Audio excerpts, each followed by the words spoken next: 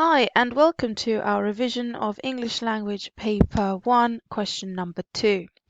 What we'll look at firstly is the timing. You should be spending a maximum of 10 to 12 minutes answering this question. This includes annotation time and so on, because previously you've had about 15 minutes to read the extracts and you'll be quite familiar with the extract itself. Let's get on to how to develop your language analysis skills.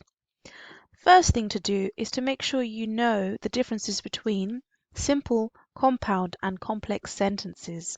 Those are the main three different sentence types, and for English Language Paper 1, Question 2, you do get marks for noticing the different sentence types and their effects on the readers.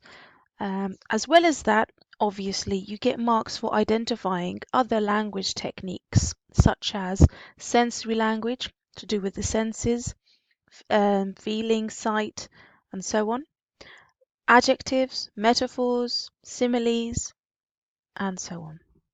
Let's look closely at AO2 and the mark scheme for question number 2. It's a total of 8 marks, that's why you've got 10 to 12 minutes.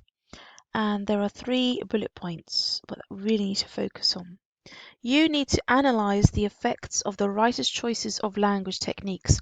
So anything that you notice, for example, an adjective, you must explain the effect of that adjective on the reader.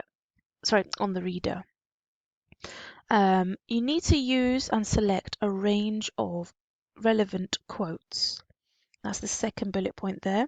And the third bullet point says, make sophisticated and accurate use of subject terminology. So you need to know your metaphors from your similes. You need to know your adjectives from your adverbs. You need to revise those main word classes. And the internet, if you just type into Google noun worksheets or worksheets on adverbs and so on, they're there freely available for you to do in your own spare time and make sure that you know the differences between them. So that's the mark scheme. Here are 6 top tips on how to answer question number 2. Remember, you need to answer the question. Don't be fooled into thinking, oh, question 2 is always about language. Just move on. No. Question 2 will be about language, but it will tell you to focus on a specific thing. So annotate, highlight the keywords in the essay question so you know exactly what you have to focus on. Next, slow down and annotate the essay question so that you know which paragraph you need to focus on and which words you'll need to repeat in every paragraph. Sometimes it will most often tell you to focus on specific lines or to focus on specific paragraphs.